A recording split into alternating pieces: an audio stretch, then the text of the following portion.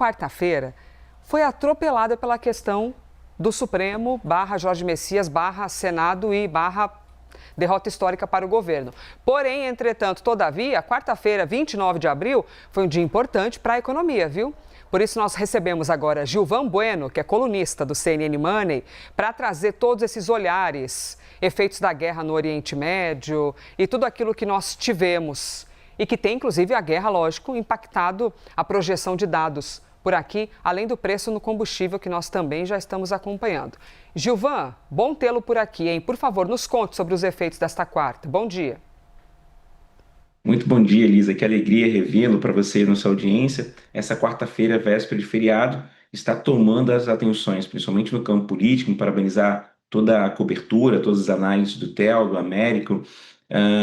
E um ponto importante é na economia, porque o ano de 2026 já está caminhando para o segundo semestre daqui a pouco, mas já estamos olhando para 2027 pelas questões das taxas de juros. Então, ontem no Brasil, o que nós tivemos foi uma queda de 0,25, e um comentário que nós colocamos aqui, uma arte, Elisa, que vai nos contextualizar o seguinte: por que o Banco Central desceu só 0,25? Essa arte mostra um ponto importante, que é conflitos no Oriente Médio e choques de comércio do petróleo.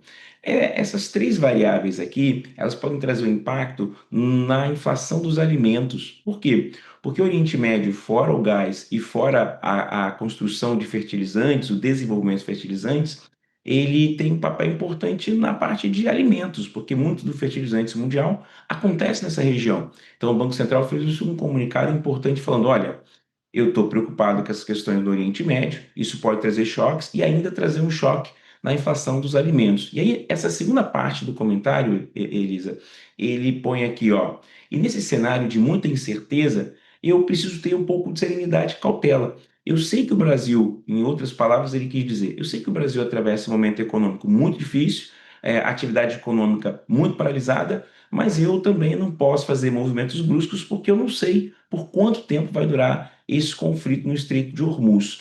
E isso pode gerar impactos aqui. Então, preciso proteger a nossa moeda, de certa forma, controlar a inflação. E por causa desse controle da inflação, Elisa, olha o que nós temos aqui. Nós temos a maior taxa de juros real, que todo mundo vem falando sobre isso, essa taxa de juros real do Brasil. E aí aqui tem uma questão que eu tenho falado que é muito importante, né? Que é o quê? Hoje o Brasil ele tem uma relação dívida-PIB de mais de 80%, né? Quase 80%. Então isso quer dizer o seguinte: desse PIB de 12 trilhões que o Brasil arrecada, 3/3 estão comprometidos. E para ele conseguir fazer isso aqui, ele tem uma dívida, que ele financia ela com juros de 7% mais inflação. E esses juros ele é 8% do PIB, do que a gente gera de riqueza. E ele tem aqui um déficit das suas estatais só nesse ano de mais de 10 bilhões. Então, de um lado, o Banco Central tem que proteger a moeda e ele tem que tentar equilibrar esse desequilíbrio das contas públicas que já vem no Brasil nos últimos anos, Elisa. Então, ele tem um desafio muito complicado, que é tentar salvar as contas públicas e proteger a moeda e controlar essa inflação dos alimentos, mas para isso ele cobra um juros alto para a gente conseguir controlar isso tudo.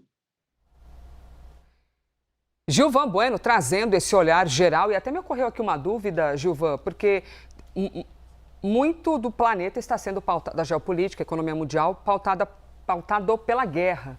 Se a gente fosse comparar, assim, o antes da temperatura da guerra com agora, a gente está num momento, eu posso chamar de menos pior, porque ainda assim ocorre um conflito, mas esse lance de cessar-fogo, possibilidade de debate, apesar de não ter desenrolado, ainda ter problemas no Estreito de Hormuz.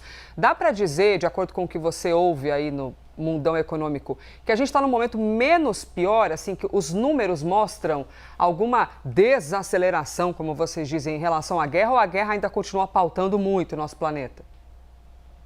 Poxa, Elisa, que pergunta boa, sabia? Sim, continua pautando. Enquanto nós tivermos aqui o barril do petróleo a US$ 100, isso vai trazer uma pressão adicional nos preços, nos fertilizantes. Então, essa questão da inflação, ela não acontece tão rápido, Elisa. Ela demora, em média, 60, 90, 120 dias em alguns segmentos econômicos. Então, como ela não vem de uma forma imediata e vem gradual nos próximos meses, é muito complicado você entender quando ela vai acabar. Então, esse é o desafio que nos Estados Unidos aconteceu também ontem a taxa de juros, que eles chamam de pouso soft landing em inglês, que é um pouso mais calmo, né? Então, o que a gente está tentando olhar é se esse pouso vai ser mais calmo ou se ele vai ser tipo capotar. Então, os economistas, as economistas estão muito preocupados. Parece que está calmo, Elisa, mas é como se fosse o prelúdio de uma tempestade ou de uma incerteza muito grande. Por isso que está todo mundo fazendo uma analogia, ligando o pisca-alerta, limpando ali o para-brisa,